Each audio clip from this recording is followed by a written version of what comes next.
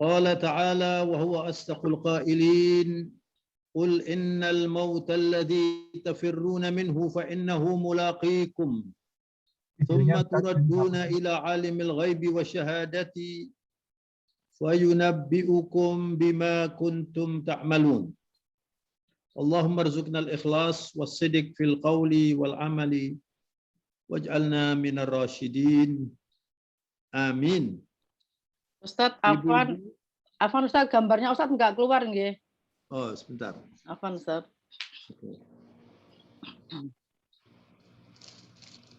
Baik, ibu-ibu dan para peserta pengajian, ibu-ibu muslimat Baitul Haq yang saya muliakan, yang saya hormati, rahimakumullah. Sungguh ini merupakan anugerah Allah Subhanahu wa taala bahwa kita dipertemukan oleh Allah pagi hari ini dalam keadaan sehat walafiat, walaupun COVID-19 masih belum 100% menghilang dari kita. Mudah-mudahan dengan doa kita bagi hari ini insya Allah secepatnya oleh Allah diangkat dari bumi pertiwi kita dan di mana saja agar kita bisa hidup dengan lebih baik lagi dalam arti normal seperti biasanya. Namun ibu-ibu jangan sekali-kali berpikir bahwa corona yang sudah bersama kita ini hampir 2 tahun, Bu ya, bukan 1 tahun lebih, hampir 2 tahun ini. 2-3 bulan lagi mungkin sudah 2 tahun ya. Allah. Jangan dianggap bahwa ini adalah hanya musibah ya. Memang ini adalah ujian dan hidup ini sebetulnya ujian. Hidup itu kalau orang nawa itu hidupnya ini untuk enjoy life, pasti nanti dia kecewa. Orang yang menikah, pengantin baru menikmati honeymoon dan sebagainya, kalau di benaknya itu berpikir saya akan menikmati hidup senikmat-nikmatnya, dia pasti kecewa. Karena hidup ini ujian ya. Ad-dunya darul ibtila wal imtihan. Dunia ini adalah arena ujian dan arena cobaan musibah. Maka kalau kita dalam hidup ini bisa menghadapi ujian Allah, kemudian kita bisa lolos dari ujian itu, Allah memberi bonus namanya as-sa'adah, namanya kebahagiaan. Tapi itu bukan kebahagiaan sejati. Jadi misalnya ibu-ibu yang mengikuti acara ini dan juga para bapak, barangkali masih ada yang punya anak kecil, tapi mungkin juga banyak yang sudah punya cucu. Ketika punya anak, ketika punya cucu, berbahagia, senang, bahagia ya. Itu sebentar saja. Kemudian nanti hidupnya seperti biasa, lalu sakit, lalu ada yang meninggal, ada yang bermasalah, ada kesulitan ekonomi, ada mencarikan anak sekolah, terus begitu ya. Jadi memang hidup ini adalah rentetan ujian dan cobaan. Kalau kita bisa melalui dengan baik dan benar, insya Allah kita akan menikmati kebahagiaan, dan kebahagiaan sejati itu bukan di dunia. Kebahagiaan di dunia ini bukan kebahagiaan sejati, Ibu Bapak sekalian saya hormati. Oleh karena itu, pagi hari ini judul yang ingin saya tampilkan dan ibu-ibu sudah menyetujui bahwa kematian itu sebetulnya kebahagiaan hakiki bagi mukmin sejati. Tapi yang banyak orang itu tidak mau mati kan? Yang banyak orang itu takut mati. Itu yang banyak ya. Tapi sebenarnya takut atau tidak takut, kematian itu pasti datang. Kalau ada di antara kita, ibu-ibu, keluarga saya juga ada beberapa yang meninggal karena COVID ini. Mungkin ibu-ibu juga begitu. Saya pada waktu Bu Saukat meninggal dunia, itu saya juga diminta untuk bicara acara takziah melalui Zoom ini. Jadi dari keluarga atau jamaah Baitul Haq juga ada beberapa yang meninggal ya. itu sama sekali tidak disebabkan karena COVID lalu meninggal. Bisa jadi orang itu meninggal karena apa saja. Tetapi yang pasti, orang-orang yang mendahului kita itu adalah orang-orang yang sudah tercatat bahwa mereka meninggal kebetulan ada COVID. Begitu. Nah, catatan yang barangkali perlu kita perhatikan, selama COVID ini memang banyak saudara-saudara kita yang meninggal. Bukan hanya saudara kita. Orang-orang di luar negeri pun juga ribuan, bahkan bisa jutaan yang meninggal. Jadi ini adalah program Allah. Bahkan beberapa kali dalam acara Zoom seperti ini saya mengatakan sebetulnya kematian itu tidak terkait dengan penyakit. Penyakit itu program Allah sendiri, kematian itu program Allah sendiri. Buktinya apa? Banyak yang kena COVID tidak meninggal. Banyak yang kena COVID hanya 2 hari kemudian meninggal. Banyak yang tidak sakit apa-apa meninggal juga bisa. Banyak juga yang koma bertahun-tahun lalu disembuhkan dan hidup kembali. Jadi penyakit itu tidak selalu membuat orang meninggal dunia. Jadi dipisahkan. Maka pemahaman seperti ini penting sekali agar kita kuat di dalam menghadapi persoalan hidup ini. Jadi orang yang beriman itu salah satu ciri khasnya adalah orang yang selalu mengikat dirinya itu dengan Allah. Kalau bahasa para ulama dikatakan al-mu'min masyghulun daiman bi rabbih. Orang yang beriman itu selalu masyghul. Masyghul itu sibuk. Jadi kalau bahasa Inggrisnya always busy with God. Selalu sibuk dengan Allah. Itu orang yang beriman. Artinya apa? Selalu berzikir. Banyak sekali berzikir. Kalau kita itu sedikit berzikir, ibu-ibu dan bapak semua yang saya hormati, kalau dalam hidup kita itu sedikit berzikir, pasti kesulitan kita lebih banyak dibanding dengan mereka yang banyak berzikir. Karena orang yang berzikir hanya pada waktu susah, berzikir pada waktu tersudutkan, itu sangat tidak mulia di dalam Islam. Bahkan itu merupakan salah satu ciri khas orang munafik. Orang munafik itu dikatakan oleh Allah, mereka itu yura'unan nas, tidak ikhlas. Wa idza qaumu ila sholati qaumu kusala. Kalau mau sholat mereka malas. Wala yadhkurunallaha illa qalila, dan tidak mengingat Allah kecuali sedikit.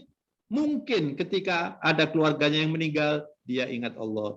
Ketika dia kesulitan ekonomi, ingat Allah. Tapi kalau sudah diberi oleh Allah macam-macam nikmat, diberi oleh Allah kemudahan, dia lupa. Nah, itulah bahaya kalau orang hidup model seperti itu.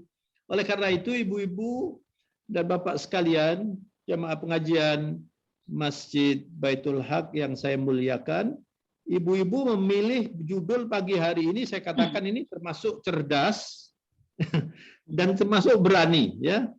Jadi ada orang datang kepada Rasulullah. Orang ini kebetulan dari golongan Al-Ansor, minta tausiah dari Nabi. Ausini ya Rasulullah. Lalu bertanya orang ini, ya Rasulullah, ayyul mu'min afdal? Ya Rasulullah, orang beriman yang paling utama, yang paling afdal. Afdal itu paling prominent, paling menonjol, paling baik. Nabi menjawab, ahsanuhum khuluqa. Orang yang paling baik akhlaknya. Nabi tidak mengatakan orang yang suka puasa Senin Kemis, atau orang yang berkali-kali umroh, atau orang yang suka menolong orang, misalnya begitu ya. Walaupun menolong orang ini termasuk bagian dari akhlak yang baik. Tapi jawabannya itu akhlak. Saya ingin menegaskan bahwa andaikan ada orang santri ikut pengajian, sholat tahajud tiap malam, sholat Senin Kemis, berpuasa, ya, kemudian ritual-ritual zikir juga dikerjakan banyak, tetapi akhlaknya tidak baik, ini tidak termasuk mukmin yang unggul, tidak termasuk mukmin yang berkualitas. Bukankah Rasulullah pernah ditanya, kalau saya terjemahkan langsung, ada orang bertanya, ya Rasulullah, tudhkar imro'ah sawwama qawwama. Kira-kira begitu bahasa bebasnya. Ya Rasulullah, ada seorang ibu yang dikenal sebagai ahli puasa dan ahli sholat tahajud, sholat malam. Lalu mereka mengatakan, baik orang itu ibadahnya. Kemudian ditambah lagi, ghairu annaha tu'di jiranaha bilisaniha. Tapi ibu itu ya Rasulullah suka mengganggu tetangganya dengan kalimat-kalimat yang menyakitkan. Nabi mengatakan, da'uha innaha min ahlin nar. Tinggalkan ibu itu bukan orang surga. Ibu itu orang neraka. Karena apa? Karena akhlaknya tidak baik. Yang kedua pertanyaannya. Ditanyakan pada baginda Rasulullah, wa ayyul mu'minina akyas. Ya Rasulullah, orang beriman yang paling cerdas, yang paling aqil, kalau dalam bahasa Arab itu dikatakan aqil. Al-aqil itu otak ya. Kemudian orang yang bisa menggunakan otaknya dengan baik dan benar disebut aqil. Kalau wanita aqilah. Jadi orang yang paling pandai, orang yang paling cerdas, menurut Rasulullah, bukan yang bergelar panjang, bukan yang pendidikannya setinggi langit. Kalau mau diungkapkan yang paling ekstrim ya. Tetapi adalah orang yang kata Rasulullah, aktaruhum lil mauti dzakiran wa ahsanuhum lima ba'dahu isti'dadan ulaikal akyas. Mereka yang sering mengingat kematian dan mereka yang rajin mengumpulkan bekal sesudah mati. Artinya banyak beramal soleh dan berharap nanti mendapatkan pahala sehingga ketika menghadap Allah menjadi orang kaya. Itulah orang-orang cerdas. Akyas kata Rasulullah Shallallahu Alaihi Wasallam. Oleh karena itu ibu-ibu, pagi hari ini kajian kita ini penting. Ini kajian-kajian cendekiawan ini kalau boleh saya sebutkan ya. Insyaallah. Maka mudah-mudahan setelah kita membahas masalah yang menjadi topik hari ini, kita akan lebih dekat dengan Allah. Kita akan lebih siap untuk menghadapi semua yang harus kita hadapi dalam hidup ini. Kalau kita baca surat Al-Mulk, ibu-ibu. Mungkin kalau bisa ditampilkan surat Al-Mulk ya. Barangkali Ya, mungkin bisa ditampilkan surat Al-Mulk ayat 1 sampai 2. Monggo silakan Bu, ditampilkan. Di dalam surat Al-Mulk ini Allah Subhanahu wa taala berfirman, Tabarakalladzi biyadihil mulk wa huwa ala kulli syai'in qadir. Alladzi khalaqal mauta wal hayata liyabluwakum ayyukum ahsanu amala wa huwal azizul ghafur. Ya kalau diterjemahkan ya Maha Suci Allah yang di tangannya adalah semua yang ada di alam semesta ini milik Allah. Wa huwa ala kulli syai'in qadir. Dan Allah Maha bisa menentukan apa saja yang dikehendaki oleh Allah Subhanahu wa taala. Tsunami yang terjadi tahun 2004 di Aceh itu adalah salah satu contoh kecil dari kekuasaan Allah. Allah mematikan orang dalam waktu kurang dari 1 hari barangkali. Hitungannya seperti yang saya peroleh datanya dari teman-teman di Aceh, total yang meninggal pada waktu itu 250.000 orang. Jadi corona ini nggak ada artinya apa-apa ini dibandingkan. Saya nggak tahu berapa corona sekarang di Indonesia ini ya, tapi itu cukup dahsyat itu. Itu kecil. Kemudian terjadi lagi di Palu 3 tahun yang lalu, bahkan bukan saja tsunami tapi gempa bumi dan yang rumah dimasukkan oleh Allah ke dalam likuifaksi namanya. Dimasukkan oleh Allah ke dalam tanah sehingga ada satu kota yang habis sama sekali.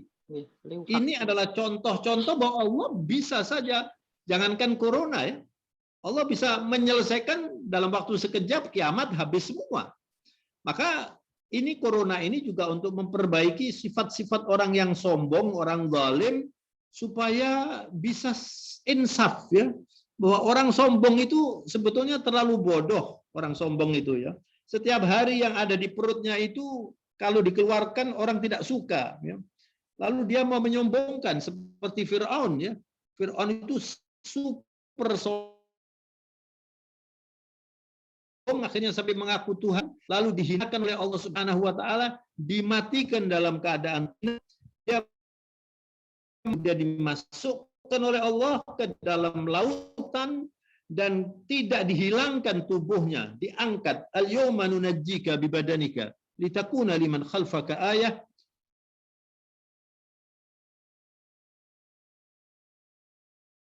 Allah, saya selamatkan jasadmu. Dan hari ini dilihat Ibu, saya sudah pernah melihat di Mesir ada museum, di situ ada ruangan khusus untuk melestarikan tubuh Fir'aun dan keruninya dan keluarganya.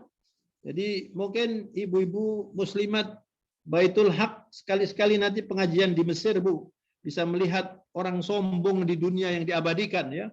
Itu penting sekali kita melihat itu. Apa artinya manusia yang sombong ini? Kemudian Allah dalam surat Al-Mulk yang kedua, ayat kedua menyatakan alladzi khalaqal mauta wal hayata liyabluwakum ayyukum ahsanu amala wa huwal azizul ghafur. Allah yang menciptakan kematian. Jadi kematian itu makhluk, diciptakan oleh Allah. Kemudian dihidupkan manusia ini dari mati menjadi hidup. Kemudian dari hidup nanti dimatikan lagi. Kemudian masukkan ke dalam barzakh, alam kubur. Kemudian nanti dibangkitkan dan dihidupkan lagi. Kemudian nanti sampai di akhirat, imma ilal jannah wa imma ilan nar, na'udzubillah min dzalik. Alternatifnya cuma dua, yaitu orang surga atau yang tidak beriman masuk neraka, na'udzubillah min dzalik. Semoga kita semuanya dan keluarga kita min ahlil jannah, semuanya masuk surga insyaallah. Amin. Baginda Rasulullah Shallallahu Alaihi Wasallam pernah membuat satu pernyataan yang membuat Aisyah, istri Nabi, itu sangat ketakutan. Ada beberapa hadis yang memberitakan, Rasulullah memberitakan bahwa Allah Subhanahu wa taala dalam hadits qudsi diriwayatkan oleh Imam Bukhari menyatakan, idza ahabba 'abdi liqa'i ahbabtu liqa'ahu wa idza kariha liqa'i karihtu liqa'ahu. Kalau hambaku suka bertemu saya, ini Allah yang berbicara ini, kan saya akan suka menemui. Tetapi kalau tidak suka, maka saya tidak akan menerima. Itu kemudian Aisyah, istri Nabi radhiyallahu anha, ketika mendengar hadis itu, beliau kemudian mengatakan pada Rasulullah. Jadi dialog antara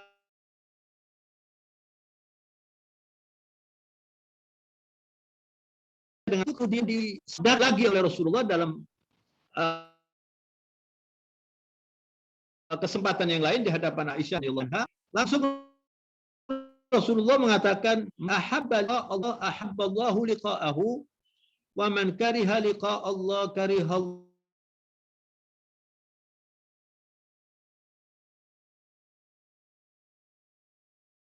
liqa'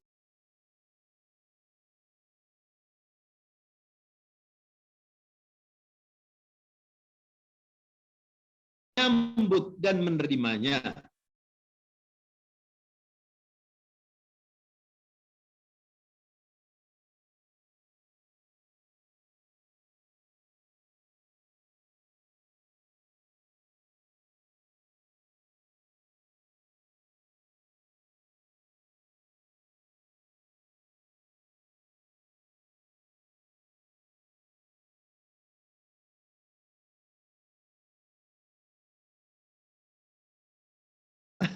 Jawabannya 100.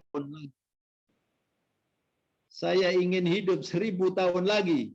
Karena apa ibu-ibu? Karena kehidupan duniawiya ini itu sifatnya memang mataul ghurur, kenikmatan atau kesenangan yang di situ banyak tipu dayanya. Sehingga banyak orang tertarik dengan kehidupan duniawiya ini. Tapi kalau akhirat itu sedikit yang tertarik, yang mengerti saja. Apalagi kematian ya, apalagi kematian. Karena memang ada kecantikan, ada keindahan, ada kesuburan, ada kemakmuran, ada kemewahan, ada kelezatan, macam-macam di dunia ini yang membuat nafsu manusia itu senang. Dan ini kalau kita tidak pakai agama, ya, maka kita akan terlalu ditarik oleh dunia ini dan akhirnya kita nanti akan sangat sengsara. Oleh karena itu, ibu-ibu dan bapak sekalian, peserta acara pengajian melalui Zoom pagi hari ini yang saya muliakan, ya, bersyukur kita ini menjadi orang Islam.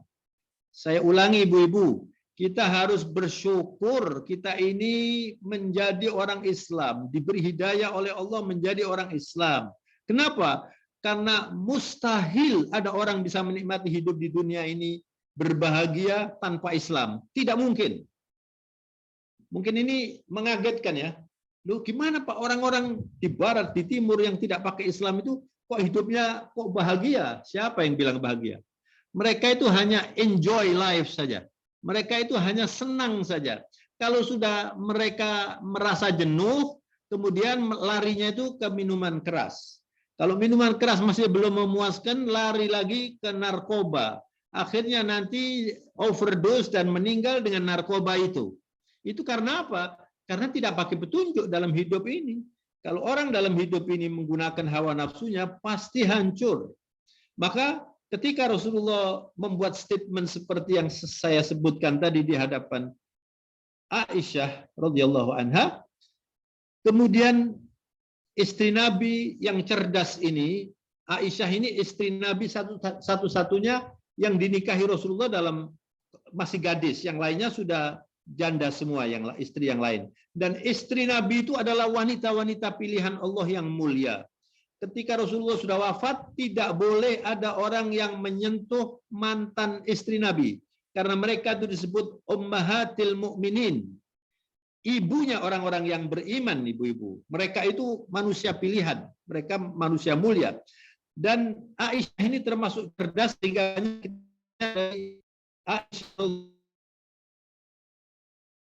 Aisyah mengatakan, Allah, ya natil maut. Kalau urusan mati, siapa yang suka mati ya Rasulullah? Kullana nakruhul maut.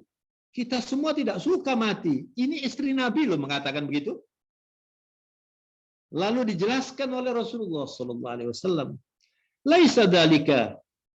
Tidak seperti itu wahai Aisyah. Lalu bagaimana ya Rasulullah? Mohon maaf saya agak serik sedikit. Lalu dijelaskan oleh Rasulullah, al-mu'min idza busyira bi rahmatillah wa ridwanihi wa jannatihi ahabba liqa Allah fa ahabba Allah liqa'ahu. Wa innal kafir idza busyira bi adabillah wa sukhtihi kariha liqa Allah wa kariha Allah liqa'ahu. Na'udzu billahi min dzalik. Jadi dijelaskan oleh Rasulullah, tidak begitu wahai Aisyah. Orang beriman, orang yang bertauhid, orang yang bertakwa, kalau dia sakit, kemudian datang ajalnya, dijemput oleh malaikat. Malaikatnya namanya Malaikatur Rahmah. Malaikat yang membawa kasih sayang Allah, yang membawa limpahan rahmat Allah. Lalu dia senang melihat malaikat itu. Karena malaikat itu adalah makhluk Allah yang sangat indah, yang mulia, diciptakan oleh Allah dari cahaya. Kita tidak pernah melihat malaikat. Rasulullah pernah didatangi malaikat dalam bentuk manusia, ya, tapi bukan yang asli. Rasulullah melihat pada waktu menerima wahyu yang pertama dan waktu Isra Mi'raj saja. Kita tidak pernah melihat. Tapi nanti ketika kita ibu-ibu, bapak dan ibu semua menghadapi kematian akan melihat malaikat. Tapi yang satu namanya malaikatir rahmah, ini bagi orang-orang yang beriman. Mudah-mudahan kita termasuk yang satu ini. Amin. Yang kedua adalah malaikatul adab. Oleh karena itu kata Rasulullah, wa innal kafir idza busyira bi'adabillahi wa sukhtih kariha liqa Allah wa karihallahu liqa'a. Kalau orang beriman didatangi malaikat rahmat kemudian diberitahu bahwa Anda mendapat rahmat Allah, Anda mendapat ridha Allah, Anda akan masuk surga, lalu dia senang sekali. Senang menghadapi kematian itu, lalu dia ingin cepat-cepat menghadap Allah, lalu disambut oleh Allah, itulah orang-orang yang mati husnul khotimah. Tapi sebaliknya ibu-ibu, na'udzubillah min dzalik. Kalau orang itu kafir, fasik, atau orang muslim tapi zalim, suka mengambil haknya orang, suka makan haram, banyak maksiat, ya, yang datang nanti itu adalah malaikatul azab, dan malaikat memberitahukan kamu akan mendapat murka Allah, kamu akan mendapat siksa Allah. Maka dia takut dan dia tidak mau menghadap Allah, lalu Allah tidak mau bertemu dengan mereka itu. Na'udzubillahi min dzalik. Oleh karenanya ibu-ibu dan bapak sekalian yang saya hormati, di dalam Al-Quran itu ada beberapa ayat tentang kematian, ya cukup banyak. Saya ingin ditampilkan sekali lagi ayat dari surat Qaf. Silakan Ibu melihat surat Qaf, surat yang ke-50, ayatnya nomor 19. Dari nomor 19 sampai nomor 26, ini yang akan kita bahas. Allah Subhanahu wa taala dalam surat Qaf ini mengabarkan peristiwa yang pasti dialami oleh setiap orang, ya, yaitu sakaratul maut. A'udzu billahi minasyaitonir rajim. Wa ja'at sakratul maut bil haqqi dzalika ma kunta minhu tahid. ونفخ في الصور ذلك يوم الوعيد وجاءت كل نفس معها سائق وشهيد. 3 ayat ini dulu. Kalau sudah datang sakaratul maut, jadi sakaratul maut ini akan dialami oleh setiap orang. Dan Rasulullah sendiri, ibu-ibu, Rasulullah itu ketika sakit, jadi baginda Rasulullah tubuhnya itu prima sekali. Dalam sejarah diceritakan beliau itu sakit hanya 2 kali saja. Dan Rasulullah tidak pernah check up, tidak pernah macam-macam. Hidupnya diatur dengan petunjuk Allah, menjadi orang yang super sehat, staminanya luar biasa, kecerdasannya hebat, banyak berpuasa, selalu bertahajud, kalau makan tidak berlebihan, semuanya adalah contoh yang terbaik. Jadi kalau orang ingin hidup sehat, belajarlah dari Rasulullah SAW. Nah kemudian di akhir hayat Nabi, itu beliau sakit mungkin 1-2 minggu begitu, dan itu Allah ingin menunjukkan bahwa Nabi pun itu mengalami sakit seperti umumnya manusia, dan mengalami sakaratul maut. Nah ketika itu Rasulullah SAW berulang kali mengatakan pada istri-istrinya, saya hari ini berada di mana? Saya harus berada di istri siapa yang harus saya datangi? Sehingga istri-istri Nabi itu tahu benar bahwa Rasulullah itu ingin pada akhirnya itu berada di rumahnya Aisyah radhiyallahu anha. Akhirnya mereka bersepakat, kalau begitu kita antarkan saja Nabi berada di rumahnya Aisyah radhiyallahu anha. Karena itu Ummul Mukminin Aisyah radhiyallahu anha berbangga diri, beliau mengatakan tidak ada yang lebih saya nikmati dan saya hargai dan saya syukuri melebihi Rasulullah meninggal di rumah saya, bahkan berada di pangkuan Aisyah radhiyallahu anha. Begitu ibu-ibu. Dan ketika Rasulullah menghadapi sakaratul maut, Allahumma shalli wa sallim ala sayyidina Muhammad. Ketika Rasulullah menghadapi sakaratul maut, Aisyah menghadapi Rasulullah dalam keadaan berkeringat. Rasulullah berkeringat.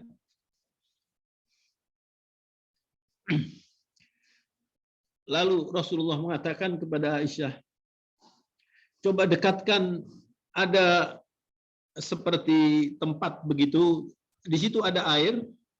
Lalu Rasulullah memasukkan airnya di dalam tempat itu, lalu mengusap wajahnya, dan Rasulullah mengatakan, ala inna lil mauti lasakarat, ala inna lil mauti lasakarat. Kata Nabi, mati itu adalah sakarat, sulit, kata Rasulullah. Sedangkan ibu-ibu, tidak mungkin ada orang yang lebih menikmati kematian lebih dari Rasulullah sallallahu alaihi wasallam. Rasulullah sangat menikmati kematian. Kematian yang dirasakan Rasulullah itu sangat indah. Rasulullah mengatakan, jadi kemudian di antara yang hadir ketika Rasulullah menghadapi sakaratul maut itu, salah satu keluarganya kebetulan menggunakan siwak.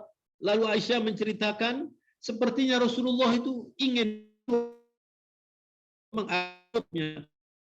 Lalu Aisyah mengatakan, ya Rasulullah, apa Rasulullah ingin bersiwak? Lalu dengan menundukkan kepalanya begini, Rasulullah, Aisyah mengerti maksud Rasulullah, setuju. Lalu Aisyah minta izin, ya Rasulullah, apa perlu saya kunyah dulu? Saya kunyah supaya lembut. Kemudian Rasulullah setuju dan dikunyah oleh Aisyah radhiyallahu anha, kemudian diberikan kepada Rasulullah sallallahu alaihi wasallam. Lalu Aisyah merasa bangga sekali. Itu adalah saat-saat terakhir ada pertemuan antara ludah saya dengan ludah Rasulullah yang mulia, yang tahir itu, kata Aisyah radhiyallahu anha. Lalu Rasulullah mengatakan, la ilaha illallah, ar-rafiqul a'la, ar-rafiqul a'la. Rasulullah mengucapkan kalimat tauhid, la ilaha illallah, ar-rafiqul a'la. Artinya akan berjumpa dengan Allah, akan berjumpa dengan Allah. Dan disitulah kemudian Rasulullah mengakhiri hidupnya di rumah Aisyah radhiyallahu anha. Dan semua nabi yang wafat itu tidak pernah ada nabi wafat diangkat seperti kita, jenazahnya dibawa ke makam. Tidak. Rasulullah kalau wafat atau nabi-nabi kalau wafat dimakamkan di tempat mereka wafat. Karena itu Rasulullah dimakamkan di rumah Aisyah yang sampai sekarang menjadi makam Rasulullah itu, ya. Jadi itu adalah rumah kecil yang dimiliki oleh Nabi dengan Aisyah. Rasulullah dimakamkan di situ. Kemudian ibu-ibu, kalau saya teruskan ayat tentang sakaratul maut ini, Allah menyatakan wajaat sakratul mauti bil haqq dzalika ma kunta minhu tahid. Sakaratul maut itu pasti datang dimanapun orang meninggal dunia, walaupun meninggalnya itu misalnya di lautan atau dalam kecelakaan, semuanya pasti mengalami sakaratul maut. Dan itu yang kalian hindari, yang selalu kalian hindari. Wa nufikhu fi wa'id, dan nanti kalau sudah sangka hari pembalasan, wajat kullu nafsin ma'aha sa'iqun wa syahid, dan setiap diri manusia akan menghadap Allah didampingi oleh dua malaikat. Yang satu ada malaikat yang menjadi saksi. Lalu Allah menyatakan laqad kunta fi ghaflatin min hadza fakashafna anka ghita'aka fabasaruka al-yawma hadid. Sudah lama kalian lalai, wahai manusia, lalai dengan urusan duniawiyah dan tidak berpikir tentang kematian. Hari ini ketika manusia menghadapi sakaratil maut, kata Allah, kasyafna anka ghita'aka. Tirai yang membuat kalian tidak pernah melihat malaikat, tidak melihat apa yang harus dihadapi dalam kematian itu diangkat oleh Allah. Fabasarukal yawma hadid. Dan mata kalian hari ini berbeda. Mata kalian sangat tajam, sangat kuat. Hadid itu bersifat seperti besi, tapi bukan mengeras seperti besi. Artinya mata kita dibuat oleh Allah bisa melihat yang kita tidak bisa melihat. Sehingga bisa melihat malaikat, bisa melihat semua amalan kita ketika kita akan menghadapi kematian itu. Wa qala qarinuhu hadza ma ladayya anid. Orang-orang yang mati dalam keadaan su'il khatimah, dalam keadaan musyrik, dalam keadaan tidak diridhoi Allah, kemudian Allah memerintahkan kepada malaikat, ada 2 malaikat, mengatakan malaikat itu, inilah catatan dosa-dosamu, atid. Wa qala qarinuhu hadza ma ladayya atid. Malaikat ada yang raqib, ada yang atid. Yang raqib mencatat pahala kita, yang atid itu mencatat dosa kita. Lalu Allah menyatakan alqiya fi jahannam kulla kaffarin anid. Jerumuskan ke neraka, masukkan ke dalam neraka semua orang yang ingkar, semua orang yang kafir, dan orang yang kelewat batas dalam melawan hukum-hukum Allah. Mereka yang zalim, mereka yang tidak mau mengikuti Allah. Manna'in lil khairi mu'tadim murib. Mereka sangat tidak suka dengan kebaikan. Banyak orang-orang seperti ini sampai hari ini tidak suka dengan kebaikan, bahkan meragukan apa yang harus diyakini. Ada orang yang meragukan akhirat, ada orang yang main-main dengan agama, ada orang yang melecehkan agama. Ini adalah termasuk kafarin anid, orang-orang yang ingkar dan kelewat batas dalam melanggar peraturan-peraturan Allah. Alladzi ja'ala ma'allahi ilahan akhar. Mereka menjadikan makhluk sebagai Tuhan yang diperdampingkan dengan Allah yang ahadus samad, alladzi lam yalid wa lam yulad wa lam yakul lahu kufuwan ahad. Orang-orang yang musyrik. Orang-orang yang musyrik itu fa'alqiyahu fil adabis syadid. Kata Allah, masukkan mereka ke dalam siksa neraka yang sangat pedih. Inilah ibu-ibu dan bapak kalian yang saya hormati, perlunya kita belajar tentang kematian. Perlunya kita belajar bagaimana menyiapkan diri kita supaya nanti di saat kita harus menghadapi kematian, itu adalah saat yang terbaik. Di dalam kehidupan sehari-hari ini, ibu-ibu dan bapak yang saya hormati, banyak orang yang terbuai dengan kehidupan duniawiya ini. Sedangkan yang kita inginkan, yang kita cita-citakan, itu belum tentu terjadi. Sebaliknya kematian yang banyak orang melupakan, banyak orang tidak mempersiapkan, banyak orang tidak takut dengan melanggar peraturan-peraturan Allah, itu pasti datang. Ini sebenarnya kan tepat sekali yang dikatakan oleh Rasulullah tadi, bahwa orang yang pandai itu adalah orang yang selalu berpikir tentang bagaimana nanti saya kalau menghadap Allah, bagaimana nanti saya di akhirat, apakah sudah cukup amal ibadah saya. Itu orang yang cerdas. Maka ibu-ibu sekalian yang saya hormati, supaya tidak terlalu panjang ceramah yang saya berikan, dan nanti barangkali ada yang bisa didiskusikan kalau ibu-ibu ada yang belum jelas, saya minta ibu-ibu dan bapak kalau kebetulan membawa catatan, ini ada 5 petunjuk dari hadis Rasulullah SAW untuk kita persiapkan agar kita bisa melangkah ke depan Jadi hidup ini kan setiap hari memakan jatah hidup kita. Saya, ibu-ibu dan bapak yang saya hormati,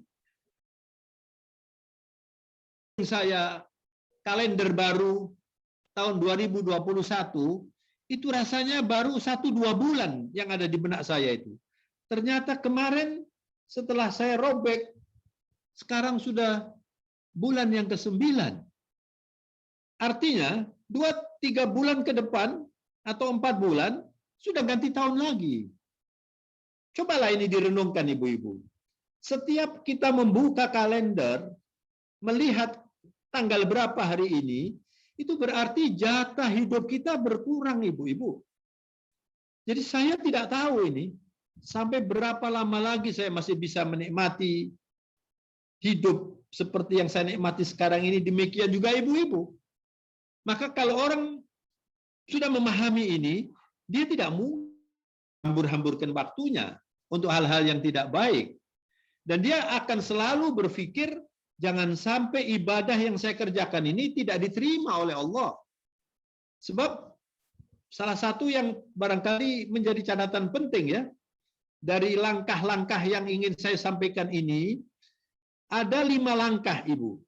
Atau katakan 5 poin yang perlu kita kerjakan untuk mempersiapkan diri kita supaya nanti bahagia ketika hari kita harus berangkat dari rumah ke kuburan yang kita tidak bisa berangkat sendiri, itu adalah hari yang terbaik. Dan kita berani menghadapinya, bukan saja tidak takut tapi berbahagia. Apa saja? Catat ibu-ibu ya dan bapak yang saya hormati. Yang pertama, usahakan sholat setiap hari pada waktunya. Itu yang pertama.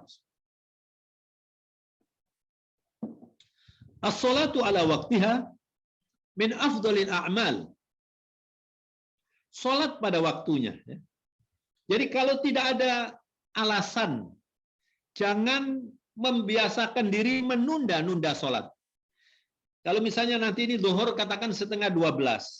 Kemudian begitu mendengar adzan, ibu langsung sholat, bapak langsung sholat. Dibandingkan dengan sholat jam 2:15 misalnya. Apalagi disengaja. Ini jauh sekali nilainya berbeda. Dan kalau orang sengaja suka menunda-nunda sholat, sengaja ya. Kalau misalnya ada sesuatu yang tidak bisa ditinggalkan, apalagi dokter, walaupun sampai hilang waktunya, misalnya dokter mengoperasi orang, waktu zuhur kurang 1 jam, lalu dioperasi sampai setelah asar, dia belum sholat, itu ma'dzur, itu boleh. Tapi kalau tidak ada alasan, hanya sekedar bekerja atau aktivitas, apalagi sekedar menikmati hidup, hobinya dan sebagainya, lalu ditunda-tunda sholatnya, nah itu berbahaya sekali. Salah satu tanda orang yang suka menunda-nunda sholat itu dikhawatirkan nanti tidak bisa mencapai husnul khatimah. Maka biasakan ibu-ibu sholat pada waktunya, dan biasakan juga kalau mendengar adzan itu dijawab. Lalu siap untuk mengerjakan sholat. Kalau itu kita kerjakan, kita sudah punya poin terpenting untuk bisa mengantarkan kita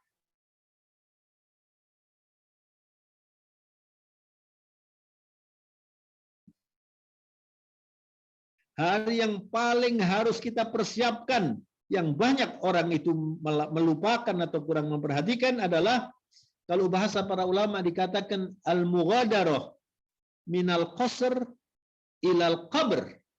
Mughadarah itu keberangkatan. Al-qasr itu istana, artinya rumah kita, tempat tinggal kita yang kita cintai, kemudian kita diantarkan ke kuburan. Minal qasr ilal qabr. Dari istana menuju liang lahat. Itu adalah hari yang terpenting yang oleh banyak orang tidak begitu dipersiapkan, karena banyak orang berpikir toh saya sehat, toh saya masih muda begitu ya. Ada cerita ibu-ibu sebagai selingannya ini, guru saya punya guru bukan orang Indonesia tapi orang Syria, itu banyak bukunya saya baca, kuliah-kuliahnya saya ikuti. Beliau pernah menceritakan begini, saya bertemu 50 tahun. Jadi 50 tahun relatif masih tidak tua, cukup sehat ya. Lalu dia mengatakan begini, Saya barusan check up katanya Bu. Dan tekanan darah saya 120/80. Normal saya. Saya tidak punya gula, tidak menderita kolesterol, tidak ada macam-macam penyakit. Kira-kira saya masih bisa bertahan 50 tahun lagi. Dia mengatakan begitu itu bisa saja beralasan. Orang itu minggu berikutnya dikabarkan meninggal dunia orang itu. La ilaha illallah. Mati dan hidup ini bukan milik kita. Yang menentukan Allah Subhanahu wa taala. Kira-kira 4 bulan yang lalu kalau saya tidak salah di Jakarta, masuk di YouTube diviralkan itu, ada orang olahragawan naik sepeda. Kebetulan ada teman saya yang kenal orang itu tengah-tengah naik sepeda balap itu, di perjalanan dia pusing, kemudian berhenti sebentar, dan pada waktu itu juga dia meninggal dunia. Sehat Bu, sehat. Nggak ada sakit, nggak ada corona, nggak ada apa. Maka jangan pernah lengah mempersiapkan hari H, kita harus kembali kepada Allah. Yang kedua, Ibu-ibu, supaya kita kaya di akhirat, ya. Kathratiz zikir, banyak mengingat Allah, yang banyak istighfar. Sekarang ini banyak orang stres, banyak orang galau, banyak orang takut masa depan, takut sulit bekerja, takut tidak dapat jodoh, macam-macam, ya. Perbanyak istighfar, perbanyak membaca salawat. Allahumma sholli ala Muhammad wa ala ali Muhammad. Ini kurang populer ini salawat ini. Coba Ibu perhatikan salawat yang banyak. Orang yang bersalawat rutin istiqamah 10 kali pagi, 10 kali sore atau malam. Adrakat syafaati, kata Rasulullah, dia akan bisa mendapatkan syafaatku. Orang yang cinta Nabi itu adalah orang yang dekat dengan Nabi nanti di akhirat. Nah, salah satu tandanya orang yang cinta Nabi itu adalah kalau dia mendengar kisah tentang Nabi, tersentuh hatinya dan dia bersalawat. Maka bersalawat itu perlu dibudayakan. Juga yang banyak mengucapkan alhamdulillah, banyak mengucapkan la ilaha illallah. Salah satu yang disebutkan di dalam hadis Rasulullah, zikir yang paling disuka oleh Allah adalah subhanallah walhamdulillah wa la ilaha illallah Allahu akbar. Itu zikir yang disuka oleh Allah. Perbanyak itu. Dan istighfar, ya, istighfar ini dahsyat sekali Bu. Mungkin nanti ada waktu lain kita bicara khusus tentang istighfar, karena istighfar ini luar biasa. Tapi sebelum kita bahas istighfar, perbanyak istighfar. Ada hadis Rasulullah yang mengatakan tuba liman wajada fi sahifatihi istighfaran katsira. Berbahagialah orang yang nanti di akhirat ketika menerima laporan amaliyahnya, dia melihat banyak di situ istighfar. Yang ketiga, Ibu-ibu dan Bapak yang saya hormati, ad-du'a ilallahi kulla yaum. Setiap hari berdoa. Catatannya, berdoanya itu serius. Biasanya orang serius berdoa itu kalau susah, kalau ada keluarga yang meninggal. Tapi kalau lagi diberi nikmat oleh Allah, lagi bepergian, menikmati indahnya dunia, tidak banyak yang ingat kemudian berdoa dengan serius. Jadi doa setiap hari, berdoa yang banyak, tidak ada ruginya orang berdoa. Ada orang bertanya begini, Ibu-ibu dan Bapak yang saya hormati. Kita ini Pak, Corona ini sudah hampir 2 tahun. Kita sudah banyak berdoa, kunut nazilah di masjid-masjid. Kenapa kok tidak tembus-tembus Pak ya? Kok masih saja Corona ini tidak hengkang dari kita? Masih dipertahankan oleh Allah Subhanahu wa taala.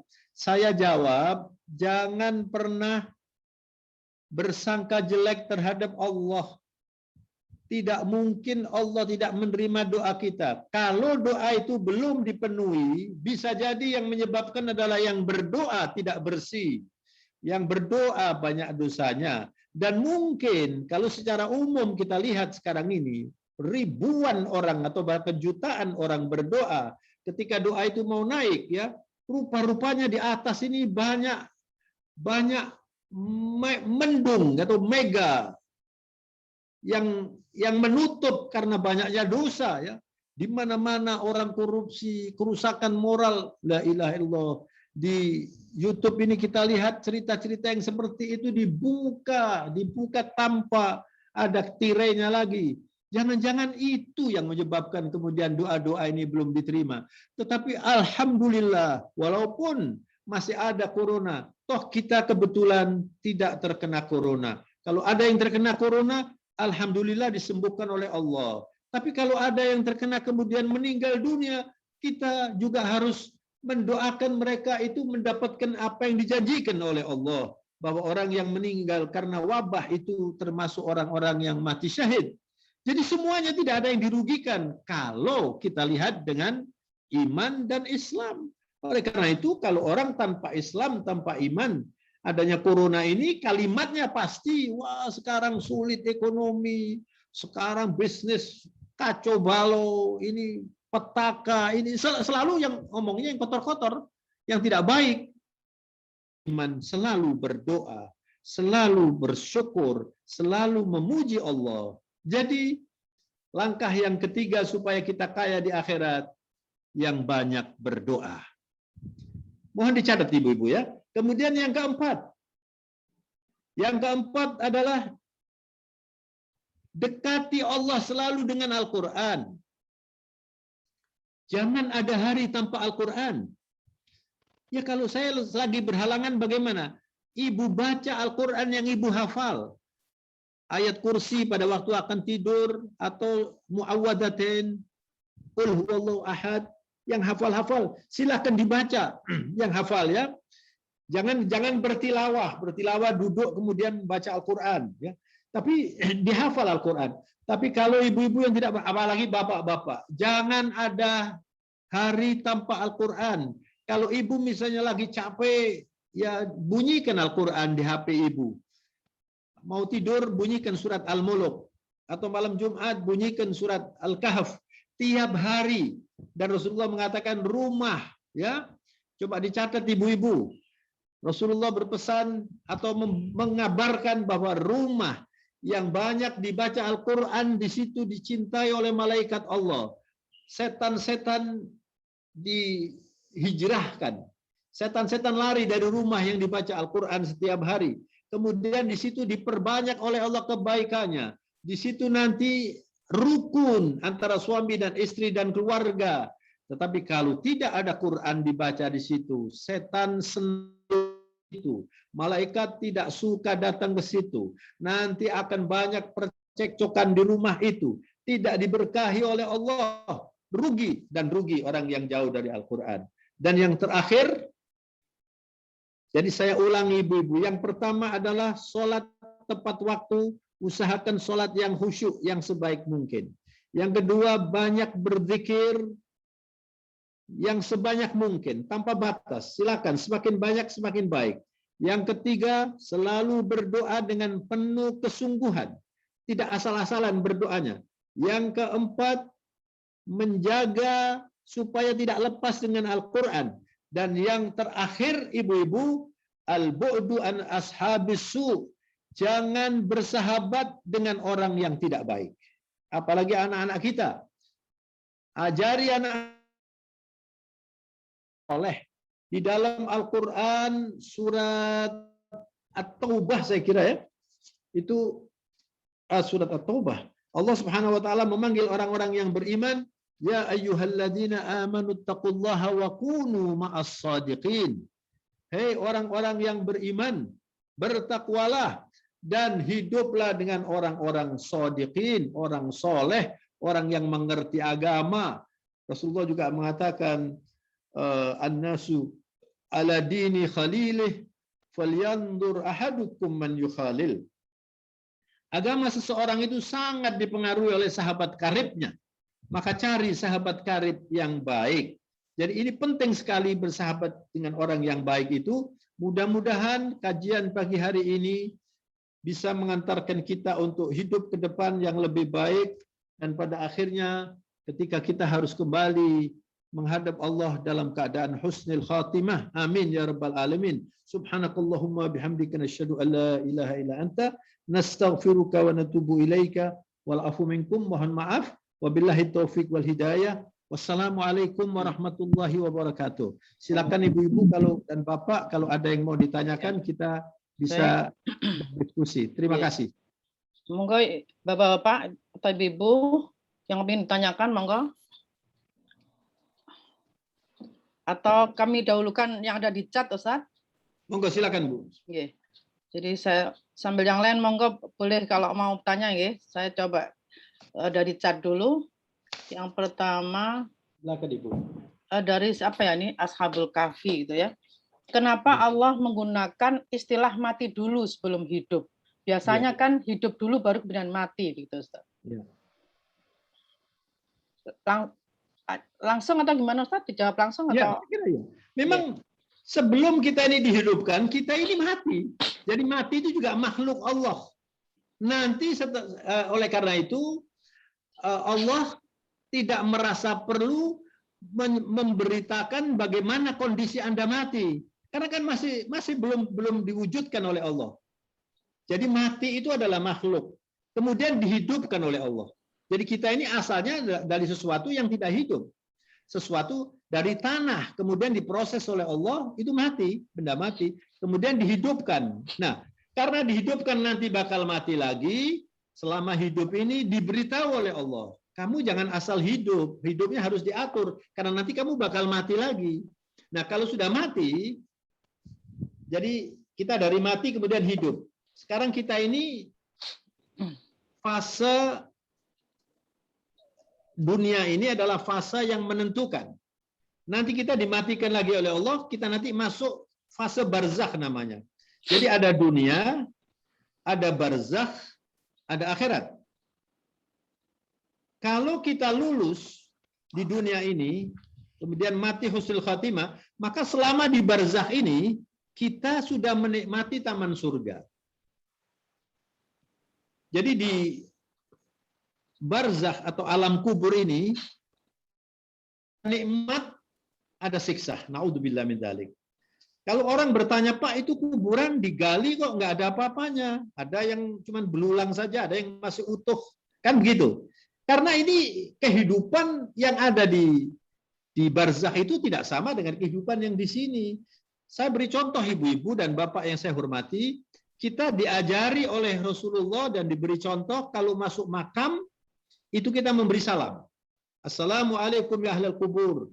Antumus sabiqun wa nahnu lahiqun. Kalian duluan dan kami nanti menyusul. Sekarang ditanya sekarang.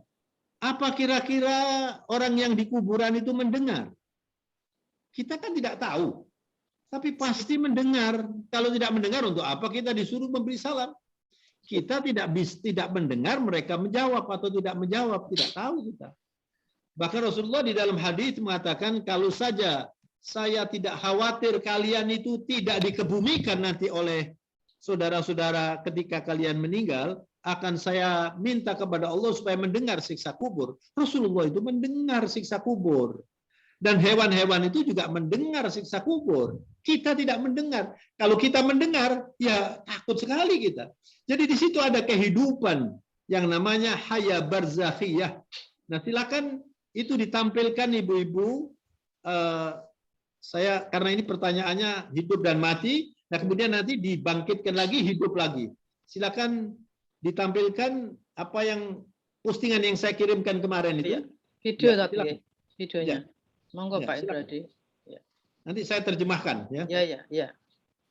Oh, video Pak Indradi. Ya, video. Ya, silakan. Ya. Nah ini.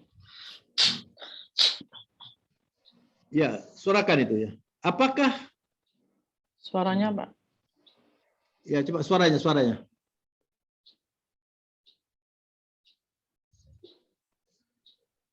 Bisa keluar nggak suaranya? Suaranya. Jadi ini pertanyaan ya, apakah orang di kubur itu tidur? Kalau dalam bahasa Jawa kan disebut pesarean, seakan-akan tidur. Ya, tapi hakikatnya tidak tidur.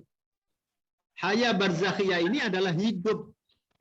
ada kehidupan di situ. Jadi kita ini والقبر الناس nggak bisa فيه keluar. على ثلاثة أحوال. الحالة Ya, Ini bisa ya keluar bisa. soalnya. Ya, jadi ini coba diberhentikan dulu, diberhentikan dulu. Hentikan dulu ini aja, berhenti dulu, berhenti. Stop. Ini Stop.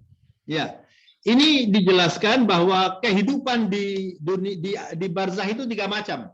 Ada orang yang menikmati taman surgawi, ini orang-orang yang sholat ini. Ini orang-orang yang sholat.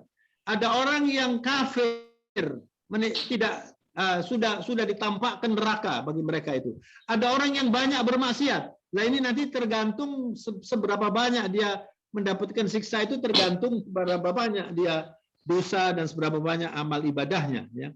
Jadi ya silakan diteruskan. Lanjut Pak Dodi. Lanjut. Ini orang-orang yang menikmati. هذا الرجل الذي بعث فيكم فيقول ربي الله ديني الإسلام والرجل الذي بعث فيه هو محمد. Nah, ini yang Islam yang diridhoi Allah dia menikmati kehidupan surgawi. Tapi yang kafir ini nanti melihat neraka ini. Kemudian coba diberhentikan dulu suaranya. Jadi ketika orang itu sudah masuk di kubur, kemudian didudukkan oleh malaikat, lalu ditanya, man rabbuka, man nabiyuka, man dinuka, madza taqulu fi rajulin ub'atsu alaih, siapa Tuhanmu? Kamu menyebut apa kepada orang yang diutus sebagai Rasul itu? Kalau orang cinta Nabi, selalu ingat tiap hari Rasulullah, dia akan mengatakan Muhammad. Tapi kalau yang tidak, yang kafir itu hanya mengatakan Nah di situ kemudian mereka yang ahlul khair, orang yang taman surga itu ditunjukkan neraka dulu. Lalu malaikat mengatakan, andaikan kamu tidak bertakwa kamu masuk situ. Tapi karena kamu bertakwa, ini kamu menikmati surga. Lalu orang yang menikmati surga mengatakan, ya Allah, cepatkan kiamat itu. Saya ingin menikmati surga. Lalu diperintahkan untuk menikmati taman surgawi di situ. Tapi sebaliknya orang yang kafir, orang yang zalim, orang yang suka memakan haknya orang, banyak maksiat, itu ditampakkan neraka di situ dan dia tersiksa di kuburnya itu sampai kapan wallahu alam, dan mereka mengatakan jangan dikiamatkan supaya saya tidak masuk neraka yang sebenarnya. Begitu. Kemudian orang yang diantaranya, jadi orang yang beriman tapi banyak maksiat, ya itu juga tersiksa, nanti tergantung sejauh mana. Oleh karena itu kita perlu mendoakan orang-orang di kuburan, kita perlu berziarah. Kalau orang tidak pernah berziarah kubur, itu nanti hatinya keras, Bu. Ya silakan ini ditampilkan sampai selesai. يسعد ويرى مكانه في الجنة فيقول ربي أقم الساعة ربي أقم الساعة أقم الساعة itu kiamatkan. ويظل في نعيم في قبره حتى تقوم الساعة فيدخل إلى جنات رب العالمين. Ya terus menikmati sampai Allah membangkitkan manusia. الكافر كذلك والمنافق يقعد ويقال له Orang kafir, orang munafik tersiksa sampai Allah membangkitkan. Naudzubillah. فيقول ها لا فيقال له لا دريت ولا تريت ثم يضرب بمطرقة. Dan mereka dipukul oleh malaikat orang-orang kafir itu. Naudzubillah min dzalik. كل شيء إلا الثقلان إلا الإنس والجن. الحيوانات تسمعها. Nah, yang bisa mendengar itu hewan-hewan saja. ذلك الحيوانات تسمع أشياء لا نسمعها فيصيح صيحة. ثم بعد ذلك يفتح له باب من الجنة ويقال له هذا مكانك في الجنة أو منزلك في الجنة وكنت عارف لا يفتح عليه أبدا. ثم يفتح له باب من النار فيأتيه من سمومها وريحها فيقول ربي لا تقم الساعة ربي لا تقم الساعة. هذان صنفان. الصنف الثالث وهو المؤمن العاصي أصحاب الكبائر. وأصحاب الكبائر هنا يتفاوتون. Jadi orang-orang yang banyak dosanya, yang suka melakukan dosa-dosa besar, itu bermacam-macam ya, tingkat-tingkatannya itu. فلا تحت المشيئة. إن شاء عذبهم وإن شاء غفر لهم ربنا سبحانه وتعالى. وأهل الكبائر هؤلاء قد يعذب بعضهم في القبر فترة من الزمن تكفي المعاصي التي أتاها.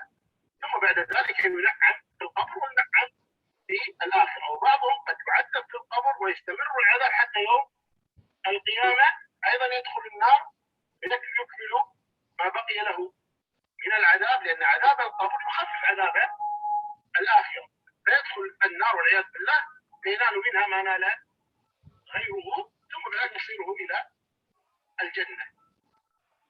Jadi ya, dimatikan aja Bu ya. Jadi orang-orang yang bermaksiat itu nanti tersiksa dan tergantung sejauh mana itu kadar maksiatnya, amalnya. Nanti kalau memang itu sudah dianggap cukup, lalu dia oleh Allah mungkin mendapat syafaat atau mendapat keringanan, lalu tidak masuk neraka. Tapi kalau yang terlalu berat itu masih dimasukkan neraka dulu, dan setelah itu baru nanti sudah selesai. Jadi neraka itu sebetulnya membersihkan dosanya. Kemudian kalau sudah selesai bersih baru dimasukkan surga. Tapi kita minta kepada Allah supaya kita masuk surga bahkan tanpa dihisab. Untuk melengkapi itu saya persilakan ibu-ibu baca surat Al-Ghafir. Catat Bapak Ibu, surat Al-Ghafir ayat 46.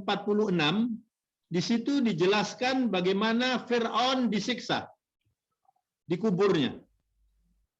Setiap hari menghadap neraka di kuburnya itu, dan nanti kalau di akhirat Fir'aun itu disiksa dengan siksa yang lebih pedih lagi, na'udzubillah min dzalik.